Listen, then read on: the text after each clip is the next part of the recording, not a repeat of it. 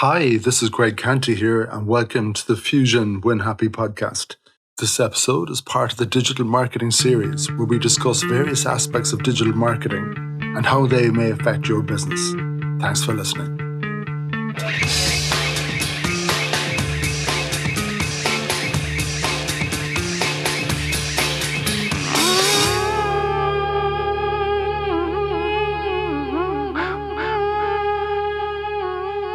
On this episode of the Fusion Digital Marketing Series, I chat with Emma Brosnan, Head of Social Media, about the big changes in 2021 and the trends to watch out for in 2022. We chat about the shift between Facebook and Instagram and some of the new features.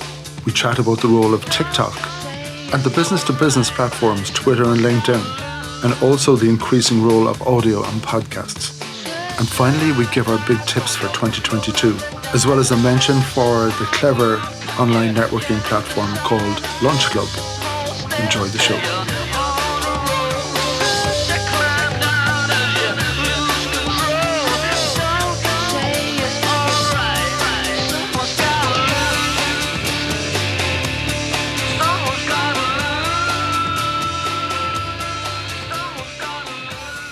Emma, a big welcome back to the Win Happy podcast, but this is part of our social media series. How are you doing? Good. It's a lovely day and I'm full of joy talking about social media today. I can't wait. Yeah, we shouldn't be doing this on a Friday, should we? On a Friday afternoon.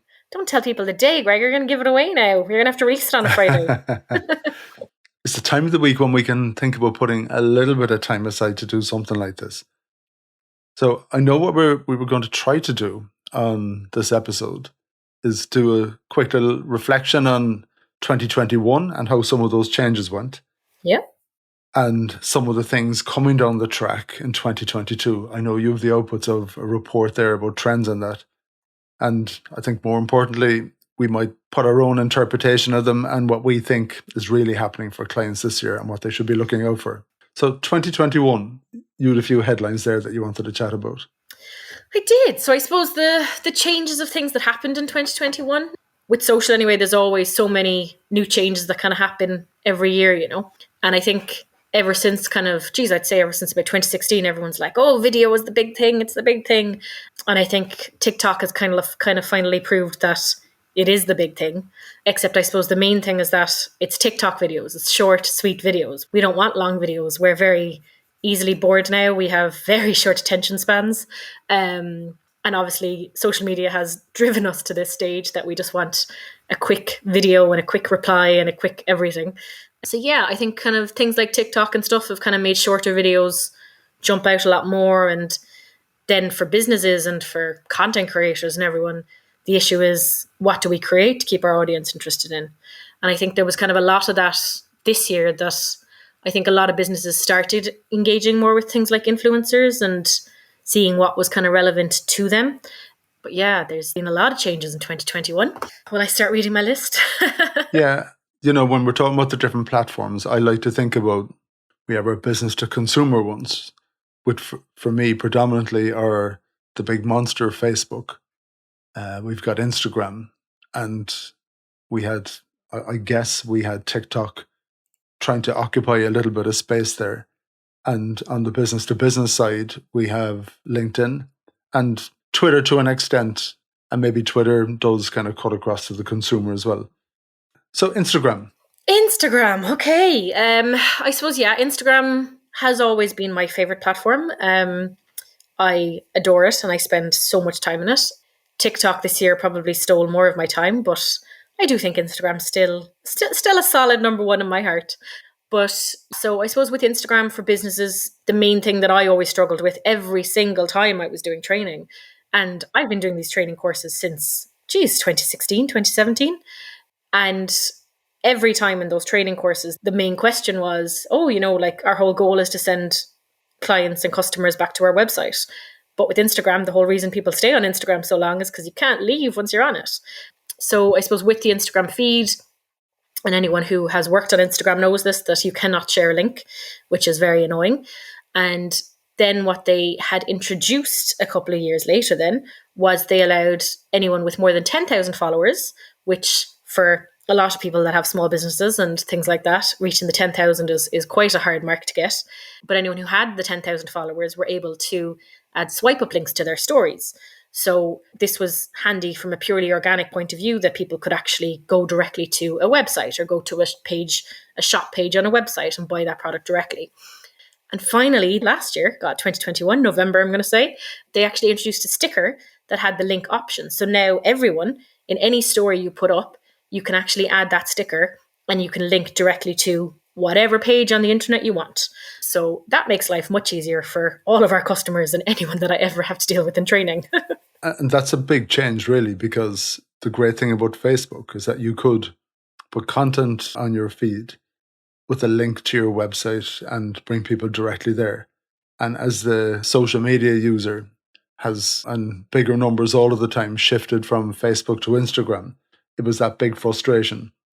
So now you can put your links there, the links to whatever content that you want, but that's only available on stories, is what you're saying. Still only available on stories. So Yeah. I suppose the main thing is, for anyone going forward, the main thing would be to, if you're sharing a post on your feed, 100%, like obviously the feed needs to be constantly updated. But what I would recommend is sharing that post onto stories, or even just creating a brand new post on stories related to that post on the feed. And then you can share your link in the stories. Everyone tends to use a link in bio or a link tree or something as the link in their bio. And obviously those kind of menus help a lot of people too. What's your view on the shift between Facebook and Instagram and how they both kind of coexist at the moment? Geez, Greg, you threw me a curveball there. I think they're both doing their job functionally. I think Instagram is starting to turn into Facebook, especially in relation to things like shopping and, being able to click online, like going to different websites and stuff. Like the thing with Facebook, which I always think is fascinating, is everyone always kind of bangs on a bit like how Facebook is dead and la la la la la. And it's been the same thing going for the last couple of years, that everyone says, no one wants to use Facebook anymore.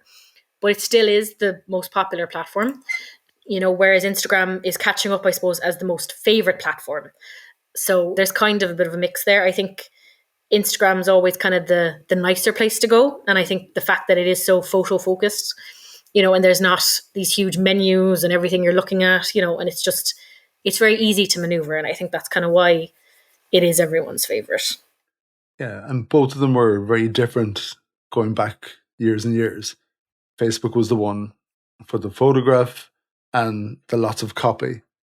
Instagram was always the one for the pretty picture. And if you didn't have a pretty picture, but now when I look at them, I think just exactly as you said, it's pretty much morphed into Facebook with selfies and all that kind of thing. It's not about the pretty picture anymore, even though I know all that functionality is there and pictures can live in it really well because it's a very visual platform. But people do seem to be using it. Are any of your circle using Facebook anymore? Oh, God, yeah, no. Like out of my group, I think maybe 3 or 4 of my friends check Facebook religiously, but like no one really updates anything on Facebook anymore.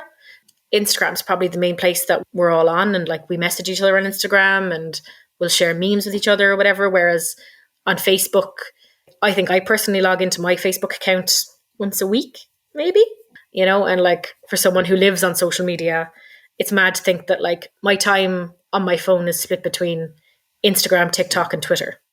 Yeah, and it's unusual. And I'm thinking now about our clients. We one particular client, and maybe some of the assumptions we're making, maybe they're Irish assumptions. And we one particular client in the recruitment space, and they were using Facebook groups in a very, very interesting way with a particular community from a different country. And it was a great way to access them. They were doing big client recruitment, and so they found Facebook to be very useful. I just thought that was interesting. And when I hear something like that, I'm kind of wondering, well, we've evolved in an Irish context in that country. Are they still very much rooted in Facebook and maybe, I don't know, a year behind us or 2 years behind us in how we use each of them? But yeah, that's the thing. Like, I'm not going to say Facebook isn't useful, because like most of my job is done through Facebook Business Manager or Facebook Creator Studio, because that's linked with Facebook and Instagram, and especially for their advertising tools. like Facebook is still king in that sense. And like, I would recommend like anyone who has a business and is just thinking they should be just Instagram focused.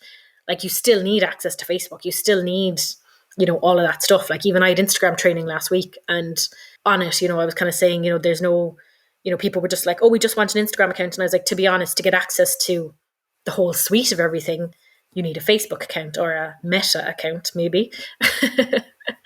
Since, that's the way they're going now. But yeah.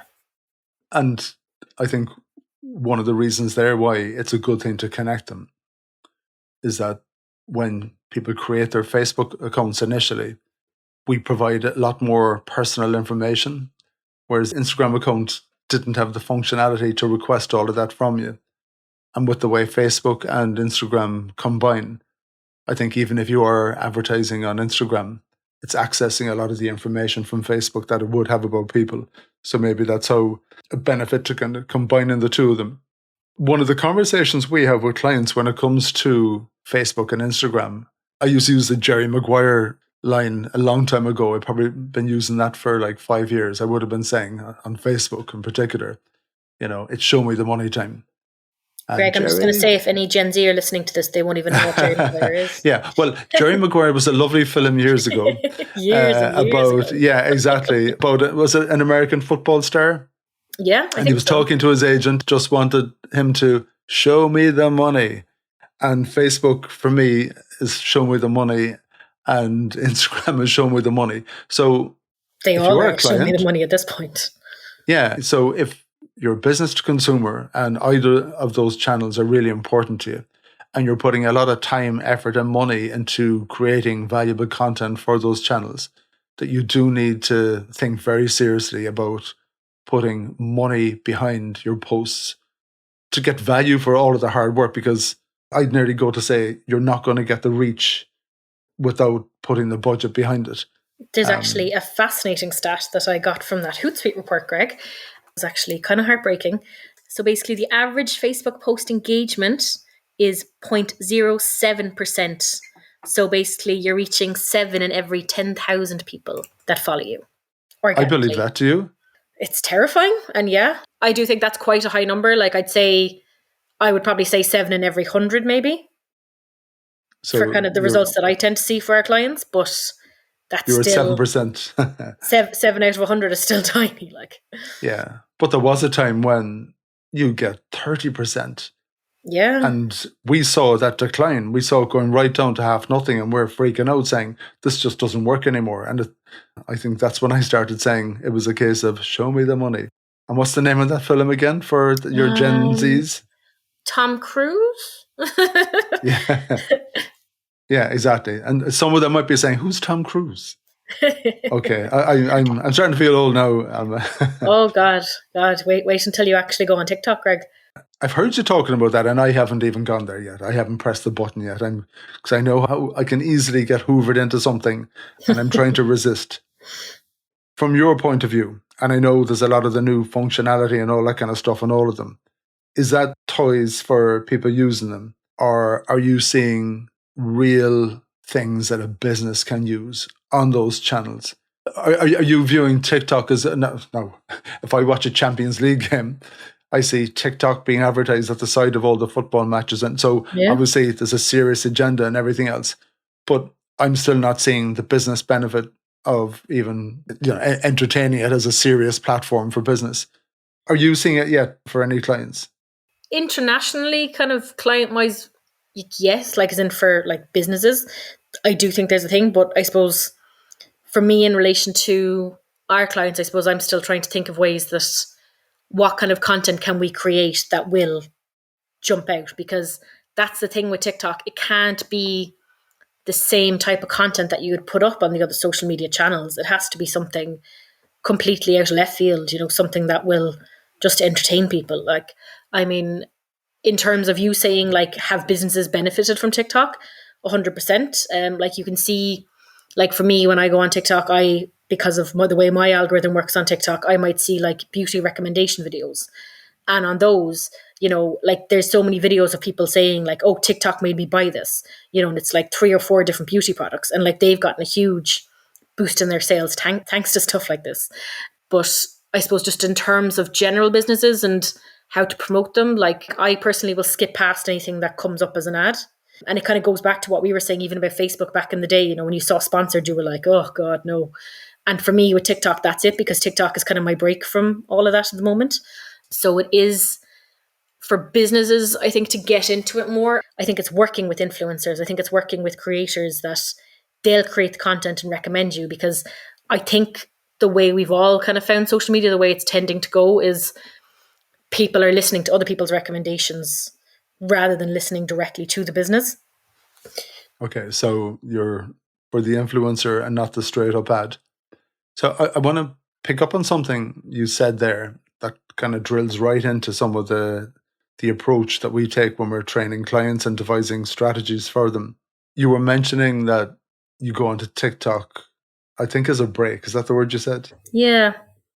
Yeah. And we always say to clients, when you're thinking about the different social media platforms, that you try to think about the frame of mind of the person when they're on there. And if I'm on Facebook, if I'm on Instagram, obviously if I'm on TikTok, I'm in a particular frame of mind. I don't want big serious messages. You know, I'm trying to pass the time. And if you're choosing some of these channels, yeah, and granted, there's a lot of people using them, and, you know, God knows the demographics of the different ones, but they're really going on there to chill out and relax. So I think what you were saying, if TikTok is very playful and very funny, unless you can bring your playful and very funny to that channel and meet the person where they are, you know, in that kind of taking a break moment, like you were saying, then they're not just going to fly. Yeah, exactly. Because it's figuring out how to get that messaging to people when they're in that kind of mood. And I think it goes back to kind of having someone telling you rather than watching a straight up ad. Because for me at the moment, there's an ad for, is it like, it's definitely a makeup brand. I don't know, is it Maybelline? But it's a blind girl. And literally the first thing I hear, and like I'm skipping so fast, and the first thing I hear every time is, how does a blind girl? And like anyone who's listening to this who is on TikTok will have seen that ad so many times. And like you just skip it straight away because you're like, no, I can't. And like I've even seen TikToks of people giving out about seeing that ad all the time. You know, and that's kind of the way TikTok is. You know, no one wants to be directly marketed to, but we will be influencer marketed to very easily. And in a way, it's about grabbing the things that people are interested on anyway, naturally, and riding that wave, not interfering with them, but trying to be part of them and trying to blend in. So whatever activity you're doing on those channels, you need to blend in with the people who are on those channels, and in particular in the mood that they're in. And as you say, you go on there for a break and a bit of entertainment. So unless you're going to bring that approach to it, you're going to be dead in the water. So those kind of lighter consumer, those B2C social media channels, any other changes last year, or maybe changes that are coming down the track? Yeah, I suppose even last year with Instagram, like I've said about TikTok, like obviously that's their big competition, and Instagram and Facebook / Meta, you know, their whole thing has been built on taking things from other platforms. So Instagram created Reels back in, 2019, 2020. I don't even know what year it is. But anyway, about a year and a half ago, 2 years. And it just didn't do well because it's not TikTok. And it's kind of like the way, you know, we said, like the way they took stories from Snapchat, but stories have done so well. Whereas Reels, it's just the content from TikTok repurposed. But Reels for businesses in a business sense, just because of the fact that I suppose Instagram is and Facebook, the whole platform is so easy for advertisers to use that it is an easier way to kind of advertise that stuff. But basically, to kind of revitalize themselves and try and get more people to use Reels, Instagram kind of revamped the platform back in September and put Reels down in the menu button and put shopping down in the menu button. So you can really see that Instagram have this huge focus on e-commerce at the moment. They got rid of IGTV because that was one of the things that I've been saying since day dot. The second they brought it out, like you could just see the numbers were never there. It was because of the fact that it was vertical video trying to compete with YouTube and horizontal video. And, you know, one of the interesting things that I was kind of reading when I was going over stats and stuff was someone was saying that like things like long form video is dead. You know, people only want those short videos, and things like TikTok tend to prove that. The only place I think where long form video still has a home is YouTube, because we go on, like, I go on YouTube expecting to watch a video 4 or 5 minutes long. Like, I want to watch a longer video, a longer interview. And that's why I'll go to YouTube. And I think YouTube have that, that's their platform. You know, no one's going to take that from them. And I think they're kind of king of that at this point. But I do think for the social media platforms, it's shorter videos. It's kind of pushing that stuff and really going with it. An interesting thing about that then is Twitter and LinkedIn both brought out their version of stories, going on that kind of shorter video, you know, going with that. It just did not work. Twitter actually announced, I think, during the summer that they were getting rid of fleets, as they call their stories. And literally the next day they had a tweet up being like, fleets never existed, you know, and like they took the piss out of the fact that it failed for them. However, with Twitter, they really were able to jump into the audio space. So they ended up launching Spaces, which was kind of, I suppose, their competitor to Clubhouse.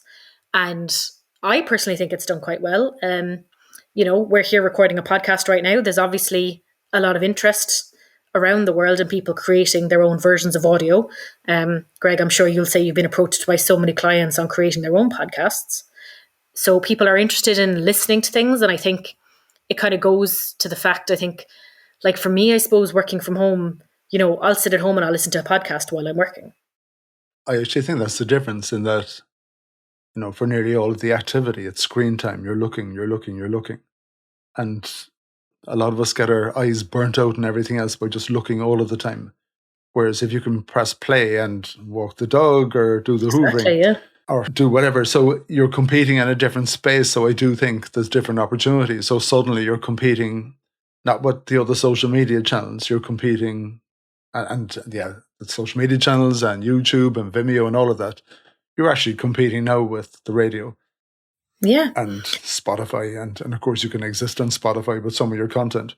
And you're right, we saw a huge increase in kind of serious audio, which I think is the podcast, you know, the kind of long form, big conversations. Well, sometimes they're not so big. But as well as that, you're talking about those kind of shorter pieces, or they may not be. As you're saying on Twitter, those kind of spaces, they're like, yeah, these conversations about whatever topic. I've clicked play a few times, and what I've been finding, it's the same people all of the time having similar enough conversations.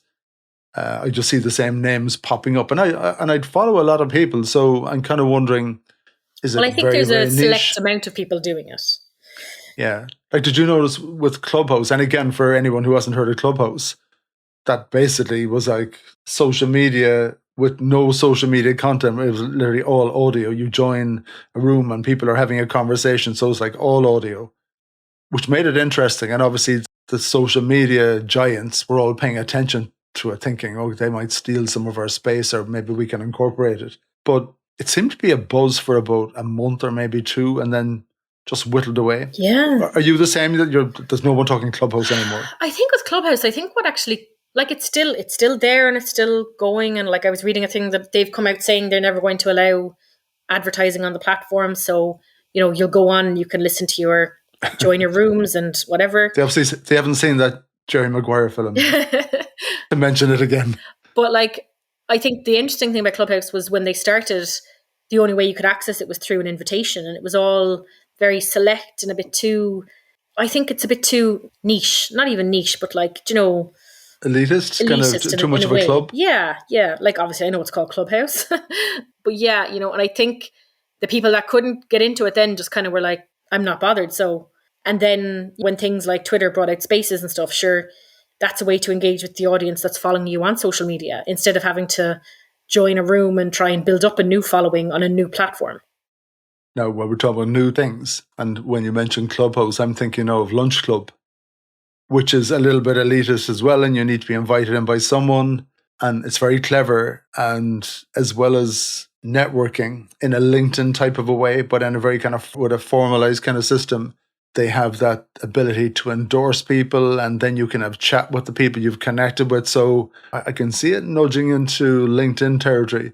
Yeah, or vice versa. You could imagine LinkedIn, if they think their own space that they've pretty much had exclusive for a while, yeah, that could be a challenger, and maybe they'll have to try and take a big bite and purchase something like that. That's interesting. Yeah, that's one definitely. of the first things that I've seen from a business to business point of view, that I've really paid attention. I can see the merit in it. Now, there's no sign of an ad there or anything else. I wonder how they're monetizing it. I'm just seeing nothing at the moment. Maybe they're just not doing it at the moment, and they've got a long-term plan when they get up and running a bit more, maybe. So from a business to business point of view, I actually think this is getting simpler and simpler and simpler as time goes on. It very much is down to, it was LinkedIn and Twitter. Yep. And I see Twitter going backwards. I see people not using it so much. I think it got poisoned during the Trump years. You layer COVID and vax and anti-vax and mask and non-mask on it. It became the most horrible place. I can see it just going backwards. And, in some of the work that we've done with clients, bar one or two, I've seen that it's very, very difficult to build up momentum for any of them. And in a way that surprised me. See, I think with Twitter, I think the only accounts on Twitter that tend to do well at the moment are accounts that have been around for a long time. So like accounts that built their following back in the Twitter heyday years and have good engagement and kind of constantly engaged. Those are the accounts that are still doing well, like the accounts that were always there. Whereas if your account was kind of, a bit on hold, let's say for a couple of years or anything, you're trying to jump back into it now, that audience that you engaged with before have moved on, they're dealing with new people. So with Twitter, in terms of the engagement, you need to have been engaging for the last 5 or 6 years. You can't, it's not a platform, I think, that you can just jump on now and say, oh, I'm going to try and build new followers. I don't think it's a platform for new people in a sense. I don't think it's friendly in that regard. The one thing they've preserved on Twitter is the ability to have a chronological feed of your posts. Oh, they're bringing that back to Instagram? Are they? Well, you can set it as a default, and thanks to the whistleblower. Did she have part in that? I don't think so, no. I think it's just something that I think they just kind of said they're bringing it back and they're trying to set it up and stuff at the moment. So I think they're testing it out in a couple of countries. Yeah, I think that's a good thing. Another little trend, and I know we're jumping around, is cookies. Yes. So something that started in 2021 and is going to continue to 2022. Anyone, I suppose, who does any advertising that would have been a big fan of remarketing and retargeting audiences that they engaged with before, that is something that's after getting a lot trickier. So basically Apple, back in April or May of 2021, updated when they brought out their iOS 14, basically changed their security settings, and on all of the apps that you went into, you had to click yes to allow the app to track you, basically, which, as we all know, were cookies. So most people clicked no, because when you're actually given that option, you kind of go, well, no, I don't want Facebook to track me around the world and see what I'm up to. So in terms of things like remarketing and retargeting and anything you would do within the advertising options on Facebook before, a lot of that stuff has been hindered. So now when you go on to Facebook ads and you want to create your ad for Facebook or Instagram, because it affected both apps, now basically Facebook tell you, this ad, these results aren't 100% accurate. We don't know. Well, not that we don't know, but we can't say for sure, even though, to be honest, those results were always a bit of a, how do we know exactly what's happening? Yeah. So now when you're advertising, you can only track, well, theoretically, you can only track people according to their behavior on that app and some of their own personal preferences, and not on the behavior they engaged in as a result of seeing the ads. And of course, they track them with all of those cookies and everything. However, the downside to this is Google are also going to change their cookie preferences this year. So Facebook are completely fecked, because before they used to just be able to say Apple devices, whereas now they're going to have to say Apple, Android, anyone who's using Chrome as a browser. So I think the Facebook Pixel is going to die a death, I think. Is fecked a technical term? Yeah. I like it. I like it. It's a good technical term. I actually think that's a good thing. I think it's a good thing, because some of the AI and everything else, they're getting a little bit too clever for their own boots in too many respects. And what you can see the advantage to businesses, sometimes the whole thing just seems to be going a little bit too far. What else is new? Well, I start going through my Hootsuite report. Yeah. So the fun thing discovered is the average time we spend on our smartphones each day. What would you say, Greg? Well, if it's depends on what you're doing on your smartphone. I'm doing Duolingo at the moment, and it is hoovering up at least half an hour every single day. Okay, that's doable. So if we look at the general stats for worldwide, apparently they're saying the average time each person is going to spend online every day on their phone is 4 hours and 48 minutes. And I'm just a little bit curious about that, because if you use it to listen to music or listen to a podcast, no, I think this is counting screen time. I wonder, yeah. So I do think it's counting active time on your phone. Yeah, you'd wonder how it could even differentiate between listening to audio. Well, I suppose your screen is turned off, Time spent using mobile apps is 92.5, and then the percentage of time using your web browser is 7.5. So again, everything is done through all of these apps rather than just using your web browser on your phone. So that is personally fascinating. The most used social media platforms in the world. Number 1, we've got Facebook. 2 is YouTube, although I don't know, do I count that as a social media platform? But really. I still count that as content. Yeah. 3 is WhatsApp, but I count WhatsApp as a messaging platform as well. Yeah, totally. 4 then Instagram.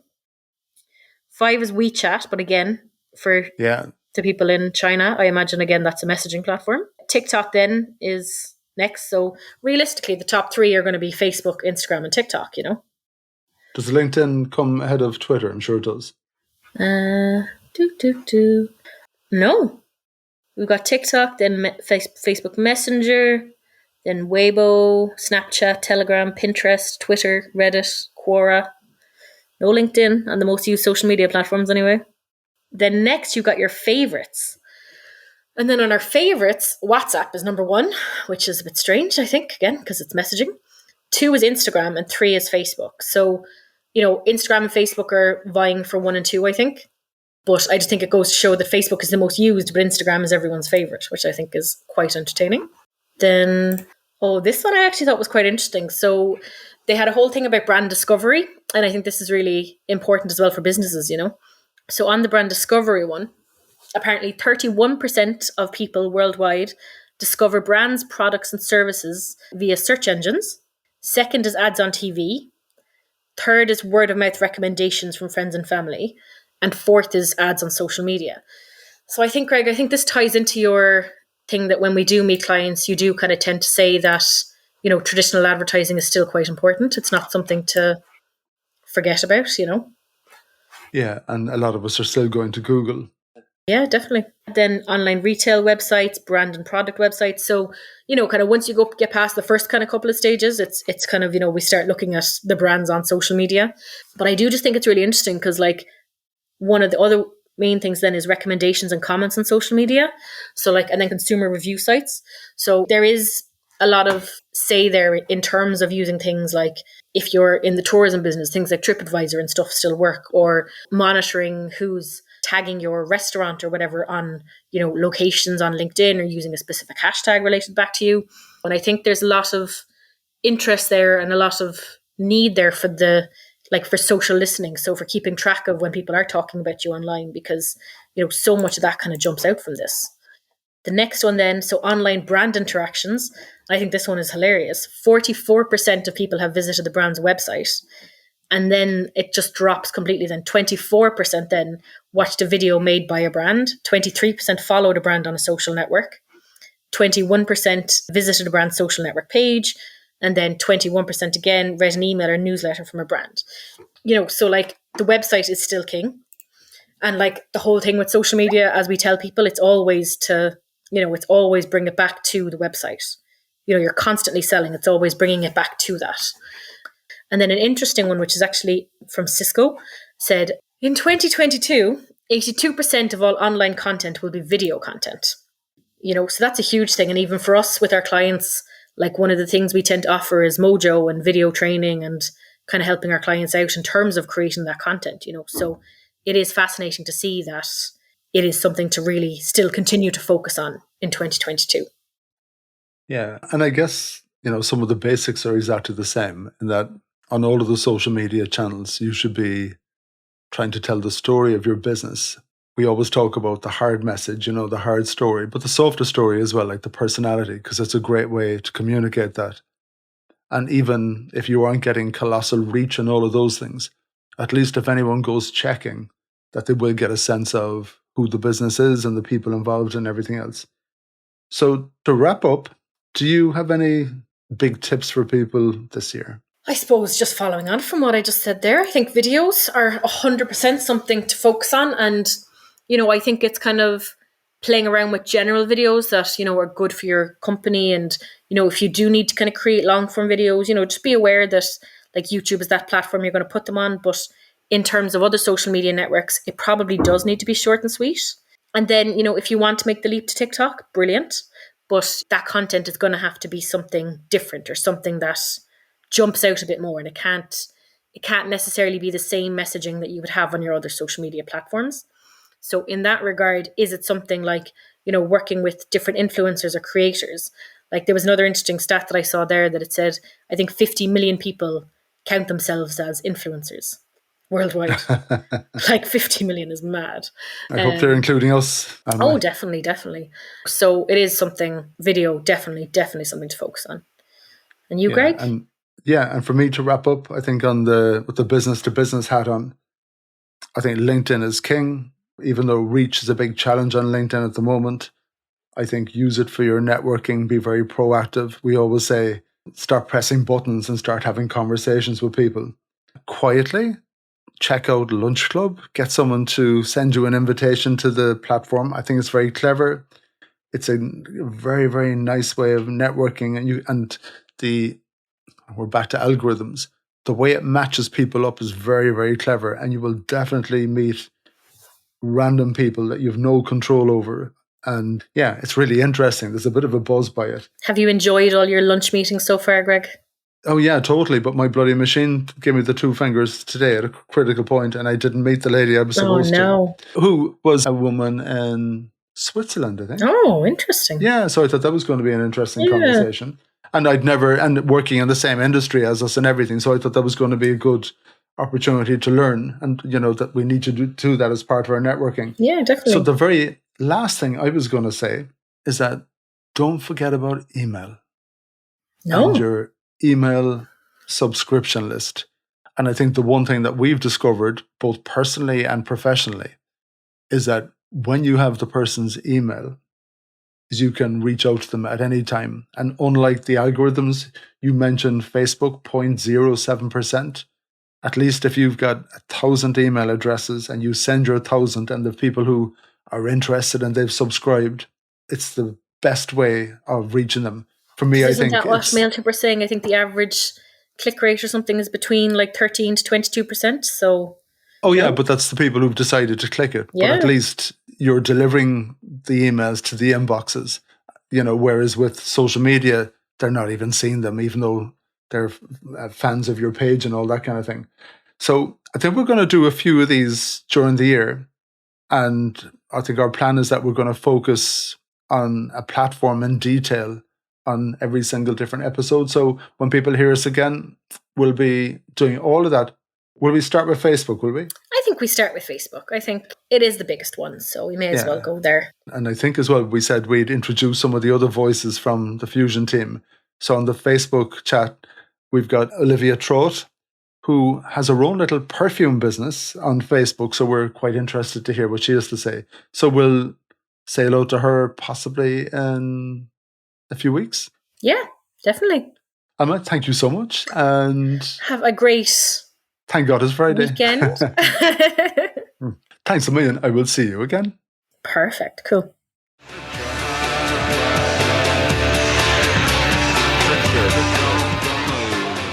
Thank you for listening to the Win Happy podcast, which has been brought to you by Fusion Communications.